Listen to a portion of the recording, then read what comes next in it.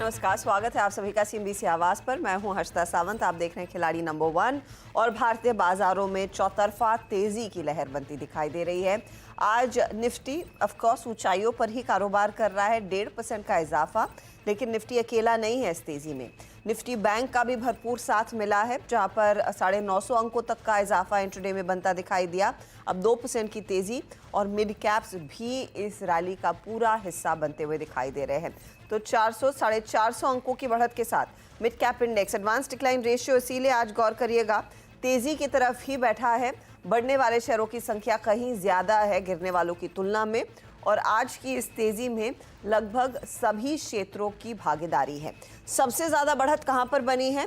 HDFC bank, ICICI bank, L&T, SBI, ये कुछ दिग्गज शेयर है जिन्होंने भरपूर तेजी में अपना योगदान दिया है। हल्की सी मुनाफा वसूली एक्सिस, मारुति, सन और HDFC लाइफ में बनती दिखाई दे रही है, महज 10 पॉइंट की से। इनफैक्ट आपको याद होगा जब हम खुले तो आज निफ्टी के 50 स्टॉक तेजी में थे।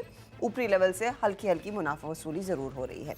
तो ऐसे में हमारी क्या रणनीति होनी चाहिए और यहाँ से इस बाजार की तेजी को और भुनाने का फॉर्मूला क्या रहेगा, इस सब पर बात करेंगे। मेरे साथ दरअसल इस हफ्ते 3 नए मेहमान जुड़ रहे हैं। कैटलिस्ट वेल्थ के प्रशांत सावंत, 5paisa.com के रुचित जैन और साथ ही IDBI कैपिटल के ब्रजेश शैल। आप तीनों का ही स्वागत है। पहला सवाल, निफ्टी के लिए अगला पड़ाव क्या, और खासतौर से निफ्टी बैंक की एक तेजी अब क्या एक मेजर ट्रेंड में तब्दील होती दिखाई देगी? प्रशांत बताइए। गुड मॉर्निंग, क्या अप्रोच होगी? अच्छा जी, good morning to the panelist और सभी दर्शकों को नमस्कार। तो निफ्टी अगर हम देखें, सबसे पहले निफ्टी पे राय दूंगा। एक बहुत स्ट्रॉन्ग गैप अप आज मिला है और हम ऑलमोस्ट अगर स्पॉट को देखें तो 20,550 के ऊपर ट्रेड कर रहे हैं। तो मेरी सलाह बहुत सिंपल होगी कि जिनके पास भी लॉन्ग्स है वो 100 पॉइंट नीचे 20,450, 20,480 ये ट्रेलिंग स्टॉप लॉस रख के बने रहे, ताकि रिवर्सल आए तो आपके जो प्रॉफिट्स है वो almost near to the top book out हो जाए, और अगर ट्रेंड इंटैक्ट रहे तो आप उसको ट्रेल भी कर पाएंगे। बट इसके सामने मैं जब भी बैंक निफ्टी को देखता हूँ, इसके फ्यूचर्स के लेवल की बात करूंगा तो हम ऑलमोस्ट 46,000 टच करने को है। यहाँ पे मुझे लग रहा है कि 500-600 पॉइंट का स्कोप है। तो अगर यहाँ पे कोई रिस्क लेना चाहे तो आपका स्टॉप लॉस होना चाहिए 45,600, 45,600, और यहाँ से आप टारगेट रख सकते हैं करीबन 46,400 से लेके 46,500। ओवरऑल अगर हम कंपोजिशन देखें तो बैंक निफ्टी के सारे ही कंपोनेंट्स आज बहुत स्ट्रांगली पार्टिसिपेट कर रहे हैं, एक्सेप्ट फॉर एक्सिस बैंक। तो HDFC बैंक, ICICI बहुत स्ट्रांग लग रहे हैं। तो इसलिए मेरा जो थोड़ा रुझान होगा वो बैंक निफ्टी की तरफ ज्यादा होगा, और निफ्टी में मेरी सलाह होगी कि ट्रेल कीजिए। ब्रजेश, आपकी क्या है तैयारी इस हफ्ते के लिए? मॉर्निंग हर्षिता जी, मॉर्निंग पैनलिस्ट। सो मुझे लगता है कहीं ना कहीं जिस हिसाब से जो गैप अप हुआ है ये मोमेंटम है, तो बेसिकली ये मोमेंटम मुझे लगता है बरकरार रहेगा। आज का जो डेज लो है मुझे लगता है इतना आसानी से शायद नहीं टूटेगा। तो मुझे लगता है अगर जिन लोगों ने भी पोजिशंस लिया और जिन लोगों को भी पोजिशंस होल्ड करना है, आज का डे लो के स्टॉप लॉस से एक बार होल्ड करें। और एक चांस मुझे लगता है कि जब भी ऐसे कुछ होता है, सेकेंड हाफ में जब रिकवरी आती है या मोमेंटम आता है तो हेलो ये ब्रजेश हेलो ब्रजेश, आपकी आवाज आ रही है, प्लीज कंटिन्यू। या सो मेरा ये मानना है कि हो सकता है कि सेकेंड हाफ में फिर से एक तेजी आ सकता है। तो काफी स्ट्रॉन्ग पॉजिटिव बायस है। तो आज के डेज जो भी आज के लो है मुझे लगता है वो शायद प्रोटेक्टेड रहेंगे। दोनों ही इसमें मुझे लगता है कि बाइंग रहेगी। हालांकि हमने लास्ट देखा कि बैंक निफ्टी परफॉर्म नहीं कर रहा, जो कि आज बैंक निफ्टी करीब करीब 900 पॉइंट ऊपर है। 46,000 का एक छोटा रेजिस्टेंस है। मुझे लगता है कि वो बैंक निफ्टी 46,000 क्लियर करता है तो शायद अभी नया तेजी जो है जिसका हम बात करना चाहिए वो मुझे लगता है बैंक निफ्टी में देखने को मिल सकता है। 46 एक बार क्लियर करके क्लोज मिलता है तो मुझे लगता है बैंक निफ्टी 50,000 के आसपास जा सकता है। तो व्यू काफी स्ट्रॉन्ग पॉजिटिव है। फिलहाल तो मैं पॉजिटिव बायस के साथ ही होल्ड करूंगा। पॉजिटिव बायस तो आपका भी रहेगा, लेकिन क्या ये इंडेक्स के जरिए ही प्ले होगा या फिर कुछ खास थीम आपने आइडेंटिफाई की है? ऑब्वियसली मैडम, स्टॉक स्पेसिफिक रहेंगे। शायद मिड कैप परफॉर्म कर सकते हैं, तो स्टॉक स्पेसिफिक रहेगा। आज के कॉल्स की अगर बात करें तो स्पेसिफिकली ये मुझे सवाल लग रहा है कि रुचित से अभी पूछ रही थी ब्रजेश, मैं आपके पास आऊंगी। ये सवाल मेरा वैसे रुचित से था। रुचित बताइए, आपकी क्या अप्रोच रहने वाली है? कोई खास थीम? जी, very good morning Harshada ji, very good morning to everyone. अगर मार्केट्स के ट्रेंड के तो यहाँ पे आई थिंक कोई दो राय नहीं है कि मार्केट काफी एक स्ट्रॉन्ग ट्रेंडेड अप मूव में है। और अच्छी बात ये है कि ट्रेंडेड अप मूव में ब्रॉडर मार्केट के पार्टिसिपेशन के साथ में हम अच्छे जा रहे हैं, ऐसे ऊपर जा रहे हैं, ऐसे नहीं कि कोई सिलेक्टिव स्टॉक्स ऊपर जा रहे हैं। तो थीम यही है कि stock specific participation positive side पे ढूंढे। रेलवेज आई थिंक एक ऐसी थीम है जो हमें लग रहा है कि जो अप मूव है वो और आगे कंटिन्यू कर सकता है। उसके अलावा बाकी सेक्टर्स में से ऑयल एंड गैस में भी काफी अच्छी मोमेंटम हम देख रहे हैं। सो जो सेक्टर्स पार्टिसिपेट कर रहे हैं सबको में या जो आउट परफॉर्मेंस दिखा रहे हैं, मेरे कॉल्स भी उन्हीं सेक्टर जैसे या स्टॉक्स के साथ में रहेंगे। स्टॉक स्पेसिफिक अप्रोच रहेगी। रुचित, फटाफट से अपना ओपनिंग ट्रेड दीजिए। मेरा पहला पिक आरबीएनएल में रहेगा। जैसे मैंने शुरुआत में कहा कि रेलवेज की थीम काफी अच्छी लग रही है और यहाँ पे ये स्टॉक ने एक कंसोलिडेशन से वापस अपट्रेंड का रिजम्पशन किया है। तो करंट लेवल्स पे 173.5 के आसपास चल रहा है। यहाँ पे खरीदारी करें, 164 के स्टॉप लॉस रखें और 198 के अराउंड के टारगेट्स ये स्टॉक में एक्सपेक्ट करें। 198 का टारगेट। आरबीएनएल तेजी वाला ट्रेड करीब 9 रुपए ऊपर है। प्रशांत, आपका ओपनिंग ट्रेड? जी अच्छा जी, मेरा जो फर्स्ट ट्रेड होगा वो होगा फैक्ट।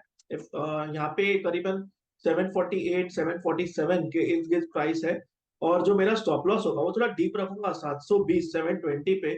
यहाँ से मैं कम से कम 840 तक के टारगेट एक्सपेक्ट कर रहा हूँ। 840 के लिए फैक्ट में तेजी बनती दिखाई दे रही है। ब्रिजेश, आपका ओपनिंग ट्रेड क्या रहेगा? मैडम मेरा पीएनसी इंफ्रा होगा। पीएनसी इंफ्रा 343 पे मैं बाय लेना चाहूंगा। स्टॉप लॉस जो है मेरा 336 का रहेगा। 355 का प्राइस टारगेट के लिए इसमें एक बाइंग अपॉर्चुनिटी है। ओके, तो अब अपॉर्चुनिटीज देखिए तेजी की तरफ ही आ रही है। 2 पीएसयू कंपनियां, एक पीएनसी इंफ्रा जो इंफ्रास्ट्रक्चर स्पेस के लिए प्रेफर्ड बाय उभर कर आ सकता है। इनफैक्ट पीएसयूज की बात करते हैं, आपकी स्क्रीन पर लेकर आते हैं बीईएमएल। दरअसल बीईएमएल के आपको याद होगा नतीजे जो दूसरी तिमाही के थे वो काफ़ी ज़ोरदार आए थे और मुझे याद है इनके मार्जिन्स में अच्छा खासा इंप्रूवमेंट देखने को मिला था।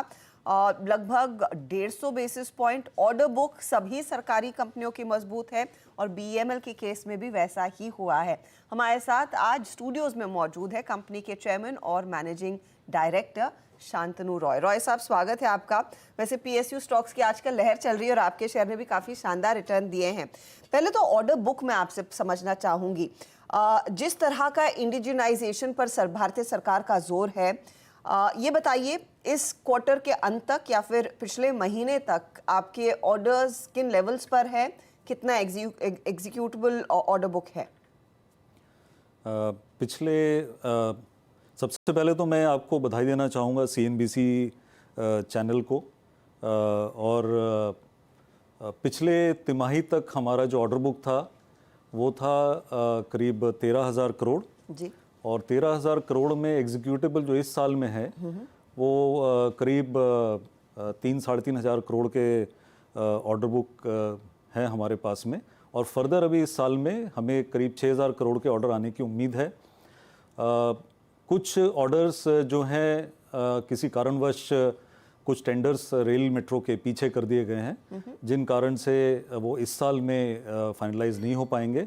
तो पहले हम ये एक्सपेक्ट कर रहे थे कि ऑर्डर बुक जो है हमारा साल के अंत में 17,000 करोड़ पे हम एंड करेंगे, बट मुझे लगता है कि अब 14 से 15,000 करोड़ के बीच में हम एंड करेंगे। और ये जो भी आगे आने वाले जो ऑर्डर हैं हमारे, उसके अंदर में करीब माइनिंग कंस्ट्रक्शन से हमें कुछ ऑर्डर आने वाले हैं, रेल एंड मेट्रो से हम थोड़ा बहुत ऑर्डर ले लेंगे और डिफेंस के कुछ ऑर्डर्स हमारे आने की उम्मीद है। इनफैक्ट आपकी सबसे ज़्यादा या सबसे मजबूत exposure rail and metro side पर ही है। अब कुछ एग्जीक्यूशन में डिले होगा क्योंकि सरकार ने उनको होल्ड बैक किया हुआ है। ये क्या टॉप एंड होते हुए दिखाई देंगे अगले वित्त वर्ष में? क्या वहीं से सबसे ज़्यादा आपकी रफ्तार आती दिखाई देगी फिर? नहीं, देखिए इसमें दो पहलू हैं। पहला तो जो ऑर्डर हमारे पास हैं, जो एग्जीक्यूशन हम कर रहे हैं, उसमें सरकार की तरफ से कोई भी रोक टोक नहीं है या किसी भी मेट्रो कॉरपोरेशन या रेलवे बोर्ड की तरफ से कोई भी रोक टोक नहीं है। तो अभी हम जो ऑर्डर एग्जीक्यूट कर रहे हैं वो है आपका रेल ग्राइंडिंग मशीन, जो कि हम 10 ट्रेन सेट हम फरवरी तक कंप्लीट कर देंगे ऑर्डर को। मेमू का जो ऑर्डर था वो हमने ऑलरेडी अक्टूबर में कंप्लीट कर दिया है। वंदे भारत स्लीपर ट्रेन जो 10 सेट का हम ऑर्डर एग्जीक्यूट कर रहे हैं आईसीएफ के साथ में, इसका पहला प्रोटो भी हम मार्च में उम्मीद है कि हम लेके आएंगे। जहाँ तक मेट्रो के ऑर्डर हैं आज की डेट में हम जो एग्जीक्यूट कर रहे हैं वो है आपका मुंबई मेट्रो लाइन 2 लाइन 7, जिसमें कि ऑलरेडी करीब 40 रेक हम सप्लाई कर चुके हैं। टोटल 96 रेक का ये ऑर्डर है और मुझे उम्मीद है कि अगले 2 से 2.5 साल के अंदर में ये भी ऑर्डर हम कंप्लीट कर देंगे। ठीक है। बेंगलोर मेट्रो का हाल फिलहाल हमने अगस्त के महीने में एक ऑर्डर कॉन्ट्रैक्ट साइन किया है। ये 318 कार का ऑर्डर है, करीब 3,177 करोड़ का। इसका एग्जीक्यूशन जो है ये शुरू होगा 24-25 से, जब हमें पहला प्रोटो देना है। इनफैक्ट इसमें 96 हफ्ते में हमें पहला प्रोटो देना है, जो कि हम कोशिश कर रहे हैं कि 80 हफ्ते में दे दें। तो as far as execution is concern कोई भी कहीं पे भी कोई अड़चन नहीं है। जहाँ तक ऑर्डर्स का, नए ऑर्डर्स का सवाल है, उसमें 2 ऐसे टेंडर जो कि मुझे उम्मीद थी कि इस साल में वो फाइनलाइज हो जाएगा, उनको अभी थोड़ा सा एक्सटेंड कर दिया गया है बिड सबमिशन। उसमें से एक है चेन्नई मेट्रो जो जाइका फंडेड है, और दूसरा जो है आपका मुंबई लाइन 6, जिसको कि डिस्चार्ज करके उसमें ये कहा जा रहा है कि लाइन 4 और लाइन 6 एक साथ करीब 340 कार का एक साथ टेंडर आएगा। तो ये सारे ये दोनों जो ऑर्डर हैं, और भी कई मेट्रो के ऑर्डर हैं, पटना मेट्रो वगैरह, ये मुझे उम्मीद है कि 24-25 में ये फाइनलाइज हो जाएंगे। आपका ज़्यादातर रेवेन्यू रेल से आता है, लेकिन डिफेंस में भी आप लोग काफ़ी काम कर रहे हो और डिफेंस ऑर्डर्स का भी आपने जिक्र किया था। तो आने वाले साल में क्या ओवरऑल डिफेंस रेल पोर्टफोलियो 50-55% के ऊपर निकलेगा, और डिफेंस में किस तरह का काम आप लोगों के हाथ आ रहा है अब? इसमें सबसे पहले तो जो है मैं ये बताना चाहूँगा कि हमारा जो सेल्स रेवेन्यू है पिछले साल माइनिंग कंस्ट्रक्शन से सबसे ज़्यादा था, 50%। जी। 27% रेल से था, 23% डिफेंस से था। इस साल मुझे उम्मीद है कि 45% करीब माइनिंग कंस्ट्रक्शन से आएगा, रेल मेट्रो और डिफेंस से दोनों मिला के करीब 55% आएगा। और अगले 2 से 3 साल के अंदर में जो हमें ट्रैक्शन दिख रहा है रेल, मेट्रो में और डिफेंस में, तो ये दोनों मिला के 60 से 65% का रेवेन्यू इन दोनों वर्टिकल से आएगा। माइनिंग में उसके बाद भी करीब 35% का रेवेन्यू कंट्रीब्यूशन रहेगा। But as a single vertical अगर मैं देखूं तो माइनिंग वर्टिकल हमको अगले 2-3 साल में भी जो सबसे ज़्यादा रेवेन्यू है इन एब्सोल्यूट टर्म्स वो देता रहेगा। जहाँ तक डिफेंस का सवाल है, डिफेंस में देखिए हमारी जो कोर कॉम्पिटेंस है वो है high mobility vehicle, bridging systems, armouring, और अब जो है इंजन्स में भी हमारी कोर कैपेबिलिटी डेवलप हो गई है। तो हमें जो ऑर्डर्स आगे भी आएंगे वो बेसिकली आपके लैंड सिस्टम्स के आएंगे, जो कि प्लेटफॉर्म्स हैं आपके फॉर मिसाइल सिस्टम्स या फिर स्ट्रेटेजिक फोर्सेस कमांड। उसके अलावा जो है जो ब्रिजिंग सिस्टम्स के फर्दर ऑर्डर आने की उम्मीद है। इसके अलावा जितने माइन क्लियरिंग इक्विपमेंट हैं, माइन क्लियरिंग इक्विपमेंट, उनके हमें ऑर्डर्स आने की उम्मीद है। ऑलरेडी काफ़ी एडवांस स्टेजेस में बातचीत चल रही है। और इसके साथ ही अभी सरकार काफ़ी सारे नए कॉम्बैट व्हीकल्स का लेके आ रही है, आगे जाके रिक्वायरमेंट है, उसमें भी हम कोशिश करेंगे कि हम जो है उसमें पार्टिसिपेट कर सके, अपनी कैपेबिलिटी डेवलप कर सकें। तो डिफेंस पोर्टफोलियो और मजबूत होता दिखाई देगा। अच्छा, माइनिंग को लेकर आपने कहा यहाँ से रेवेन्यू कंट्रीब्यूशन अच्छा रहा है और मजबूत रहेगा। क्या ये एक्सपोर्ट की तरफ से भी रेवेन्यू फ्लो अच्छा खासा आ रहा है आपका माइनिंग एंड कंस्ट्रक्शन साइड पर? जी बिल्कुल, एक्सपोर्ट की तरफ से भी आ रहा है, क्योंकि एक्सपोर्ट में हम जो भी कर रहे हैं करीब 95% से लेकर 100% माइनिंग का कंट्रीब्यूशन रहा है। इसके अलावा कोल इंडिया का आप देखेंगे और कोल प्रोडक्शन अगर आप देखेंगे तो इस साल में ऑलरेडी 1 बिलियन टन का कोल प्रोडक्शन भारत अचीव करने वाला है, जिसमें से कि कोल इंडिया का कंट्रीब्यूशन करीब 78% रहेगा।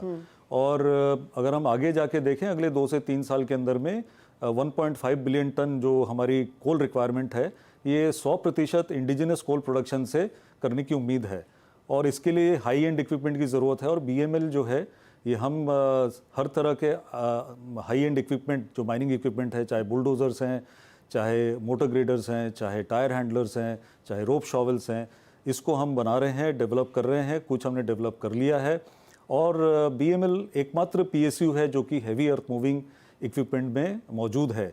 और जो सरकार का जो एस्पिरेशन है आत्मनिर्भरता इन high and mining equipment also, तो मुझे पूरी उम्मीद है कि माइनिंग भी हमारा ग्रो करता रहेगा। बट रेट ऑफ ग्रोथ जो है वो रेल, मेट्रो और डिफेंस में माइनिंग से कहीं ज़्यादा रहेगा।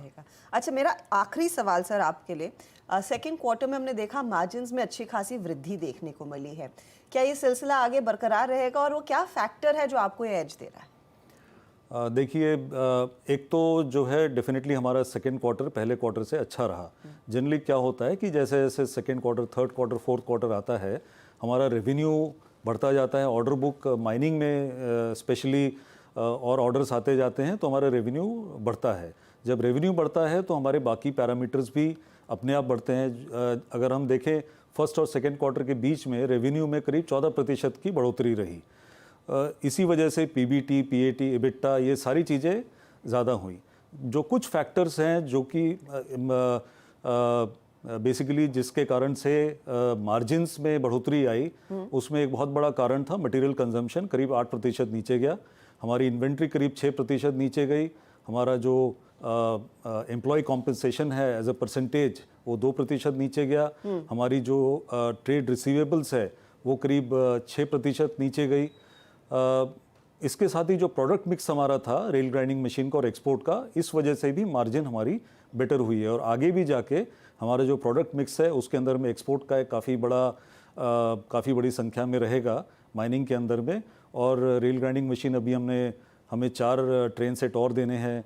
इसके अलावा जो आगे डिफेंस का ऑर्डर हम एग्जीक्यूट करेंगे, तो ये कुल मिला के जो है मुझे उम्मीद है कि जो इबिट्टा हमने पिछले साल 9.3% के लगभग किया था, ऑलमोस्ट डबल डिजिट में, तो उसमें फर्दर 200 बेसिस पॉइंट की बढ़ोतरी की उम्मीद मुझे दिख रही है। बहुत बहुत शुक्रिया रॉय साहब हमारे लिए समय निकालने के लिए, और आने वाले क्वार्टर्स के लिए भी ऑल द वेरी बेस्ट। तो BEML एक ट्रेंडिंग शेयर, आज भी देखिए करीब 2% ऊपर, बहुत मजबूत आउटलुक, जिस तरह के ऑर्डर्स पर कंपनी बैठी है और जो आगे ऑर्डर बुक इनके हाथ और मजबूत होने के आसार बन रहे हैं। चलिए, वक्त हो रहा है यहाँ पर अब हमारे दूसरे जानकारों से फिर जुड़ने का।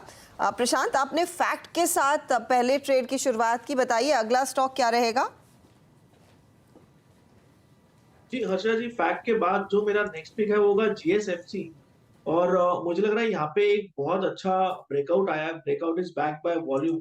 तो यहाँ पे मैं स्टॉप लॉस रखूंगा 190 का और टारगेट रखूंगा 245 250 के इर्द गिर्द। 45 के आसपास के टारगेट के लिए GSFC आप तेजी की तरफ रख रहे हैं, 7% ऊपर है स्टॉक। ब्रजेश, आपका ट्रेड क्या है PNC इंफ्रा के बाद? इसके बाद जो ट्रेड है वो मैंने वो MGL में है। तो MGL में आज सवेरे से मोमेंटम है, हालांकि स्टॉक चल चुका है, लेकिन मुझे लगता है 1-2 दिन इसमें मोमेंटम रहेगा। करंट प्राइस में मैं इसमें बाय लेना चाहूंगा। स्टॉप लॉस 1088 का रहेगा और इसका टारगेट रहेगा 1145। 1145 के लिए MGL में खरीदारी का व्यू, ये भी स्टॉक 4% ऊपर। रुचित, आपका ट्रेड? तो अच्छा जी, लार्ज कैप बैंक्स में मैं कोटक बैंक में खरीदारी की सलाह दूंगा। सो आइडियली अब तक ये काफी अंडर परफॉर्मर रहा है अगर दूसरे प्राइवेट सेक्टर बैंक से कंपेयर करें तो। लेकिन आज काफी समय बाद ये स्टॉक ने अपने 100 डेज के एक्सपोनेंशियल मूविंग एवरेज में ब्रेकआउट दिया है। तो हमें लग रहा है कि कैचअप मूव ये स्टॉक में डेफिनेटली रहना चाहिए। और रिस्क रिवॉर्ड रेशियो भी अभी फेवरेबल है यहाँ पे, क्योंकि स्टॉक चला नहीं है। तो करंटली 1788 के आसपास है, यहाँ पे खरीदारी करें 1750 के स्टॉप लॉस से 1880 के अराउंड के टारगेट्स के लिए। 1880 के टारगेट है और 1750 स्टॉप लॉस रहेगा। कोटक की बात हो रही है, कोटक महिंद्रा बैंक 2.25% ऊपर स्टॉक। लेंगे एक ब्रेक, एक ट्रेड हमारे जानकार और जोड़ेंगे और फिर इनके पूरे पोर्टफोलियो का भी जायजा लेंगे। एक ट्रेड हमारे जानकार अपने पोर्टफोलियो को और मजबूत करने के लिए जोड़ने वाले हैं। अब वो ट्रेड क्या बन रहा है ये सीधे उन्हीं से समझते हैं। ब्रजेश, बताइए आपका तीसरा ट्रेड इस समय के लिए क्या है? मैडम, और एक मेरा बाइंग में रहेगा नेशनल एल्यूमिनियम। तो करंट प्राइस चल रहा है 96, तो 96 में मेरा इसमें बाइंग रहेगा। 2 रुपये का स्टॉप लॉस रहेगा 94 का। 101 के लिए एक मोमेंटम ट्रेड है, मुझे लग रहा है इसमें एक ट्रेड बन सकता है। ओके, तो ये फिलहाल आपके लिए 121 की तरफ, 101 की तरफ, राइट? 101 कहा कि 21 कहा? 101 101, ठीक है। 101 की तरफ जाता हुआ ये काउंटर नाल्को तेजी का ट्रेड, 94 स्टॉप लॉस रहेगा। रुचित, आप क्या जोड़ रहे हैं? सर, यहाँ पे ऑयल इंडिया में खरीदारी की सलाह है। सो आइडियली ये जो थीम है, ये स्टॉक्स जहाँ पे अच्छे डिविडेंड यील्ड मिल रहे हैं, ये पिछले कुछ महीनों से हम देख रहे हैं कि ये थीम में काफी अच्छी बाइंग हो रही है। और यहाँ पे भी आई थिंक ऑयल इंडिया अभी भी एक ऐसा स्टॉक है जहाँ पे आप देखेंगे तो काफी अच्छी डिविडेंड यील्ड है। ये सेक्टर ही ONGC देखिए, ऑयल इंडिया देखिए, जो मोमेंटम है वो काफी स्ट्रॉन्ग है यहाँ पे। तो यहाँ पे हमें लग रहा है कि और अपसाइड बाकी है। तो 326 में यहाँ पे खरीदारी करें, 308 के स्टॉप लॉस रखें और 360 के अराउंड के टारगेट्स एक्सपेक्ट करें। 360 के लिए तेजी करे, ऑयल इंडिया में 308 स्टॉप लॉस का काम करेगा। प्रशांत, आपका ट्रेड? जैसे जी मेरा जो थर्ड पिक होगा वो होगा आरबीएल बैंक। एक फर्म बेस बन चुका है और मुझे लग रहा है कि यहाँ से ये स्टॉक करीबन 265 तक जा सकता है। तो मेरा स्टॉप लॉस होगा 225 का। जो टारगेट में देख रहा हूँ वो होगा 260 से लेके 265। ओके, तो आरबीएल बैंक बाय साइड का ट्रेड 260 तक के लेवल्स जाने की पूरी क्षमता ये स्टॉक रखता है। चलिए फटाफट से सारे ट्रेड्स आपके लिए मैं रिकैप कर देती हूँ। दिखाइएगा प्लीज। पहला पोर्टफोलियो ब्रिजेश रेल का, पीएनसी इंफ्रा के साथ पारी की शुरुआत की। 355 टारगेट, 336 स्टॉप लॉस। एमजीएल आया 1145 टारगेट, 1088 स्टॉप लॉस। और नाल्को 101 का टारगेट, 94 स्टॉप लॉस। रिटर्न्स क्या बन रहे हैं तीनों ही ट्रेड्स में? पीएनसी 0.47, 0.09% के गेन्स, एमजीएल में 0.26% का योगदान नाल्को की तरफ से। रुचित का पोर्टफोलियो आरवीएनएल खरीदा है, 198 का टारगेट, 164 स्टॉप लॉस। फिर कोटक महिंद्रा बैंक को लाए, 1880 target, 1750 stop loss. Oil India अभी जोड़ा, 360 का टारगेट और 308 का स्टॉप लॉस है। रिटर्न्स कहां पर ज्यादा बन रहे हैं? आरवीएनएल 0.26, तो ऑयल इंडिया 0.57% का योगदान देता हुआ 0.11% के गेन्स कोटक में है। अब आइएगा आप प्रशांत के पोर्टफोलियो पर, तो फर्टिलाइजर की तरफ इनका रुझान है। FACT 840 target, 720 stop loss. JSFC 245 target, 190 stop loss. और आरबीएल बैंक 260 का टारगेट, 225 का स्टॉप लॉस है। रिटर्न्स देखिए, फैक्ट थोड़ा सा ड्रैग कर रहा है लेकिन 1% से ज्यादा का योगदान जीएसएफसी में, 0.17% का योगदान आरबीएल बैंक में। ओवरऑल रिटर्न की स्थिति अब आपकी स्क्रीन पर आ जाएगी। ब्रिजेश आगे हैं, 1.5% की कमाई इनकी। फिर प्रशांत 1% के रिटर्न्स पर, और रुचित भी करीब 1% की कमाई ही कर रहे हैं। ये है फिलहाल अब तक का हाल, और बस शुरुआत इस हफ्ते की खिलाड़ी नंबर 1 की। आगे कोई भी बदलाव होगा पोर्टफोलियो में, कोई नया ट्रेड आएगा, एक ट्रेड में किसी ट्रेड में अगर वो एग्जिट करते हैं, वो सारी इन्फॉर्मेशन हमारे सोशल मीडिया हैंडल्स और 1 बजे मिड कैप मंत्र में आपको मिलेगी सीएनबीसी आवाज़ पर। लेंगे एक ब्रेक, आगे ध्यान कमोडिटी मार्केट के एक्शन का।